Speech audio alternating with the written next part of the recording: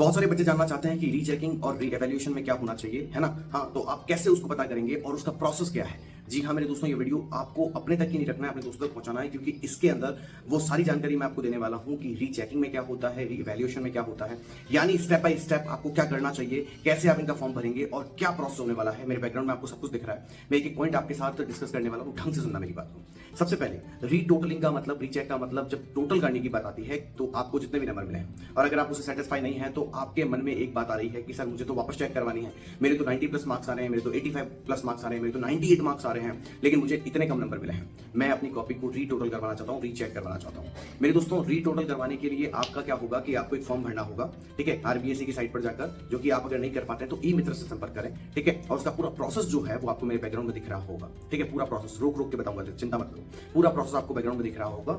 इतना जरूर याद रखना मेरे दोस्तों कि आपको ये पूरा प्रोसेस फॉलो करना है, चाहे आप किसी बोर्ड की क्लास के बच्चे ही क्यों ना हो, ठीक है। देखो, रीटोटल का मतलब होता है आपकी सिर्फ टोटलिंग वापस होगी, लेकिन टोटलिंग वापस होने के बाद भी अगर आप सेटिस्फाई नहीं है, अगर आप सेटिस्फाई नहीं है तो एक बात का विशेष ध्यान रखना मेरे दोस्तों कि अगर आप सेटिस्फाई नहीं है तो इसका मतलब यह है कि अब आपको री एवेल्यूएशन करवाना होगा, यानी कि आपके द्वारा लिखे गए आंसर्स को अगर एग्जामिनर ने कम नंबर दिए या काट ही दिया है तो अब आपके पास एक और ऑप्शन है कि आप उन पूरे के पूरे आंसर्स को वापस चेक करवाएं।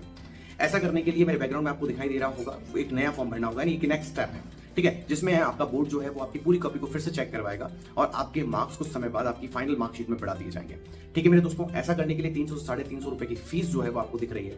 एक चेतावनी यहाँ जरूर ध्यान रखिएगा कि एक विशेष बात यहाँ ध्यान रखिएगा कि एक बार अगर आपने रीवैल्यूएशन का फॉर्म भर दिया है तो आप पीछे नहीं हट सकते हैं।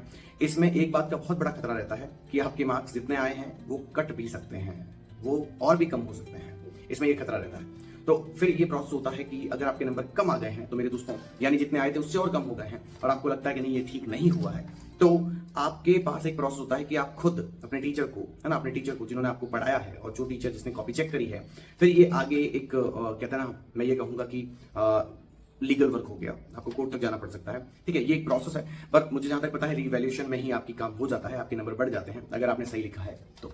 ये जानकारी बहुत इंपॉर्टेंट है, अपने दोस्तों से जरूर पहुंचाइएगा। मैंने पूरी की पूरी आपको साइट बता दी है, आप इस तरीके से कर सकते हैं और अधिक जानकारी के लिए अपने स्कूल से जरूर संपर्क करें।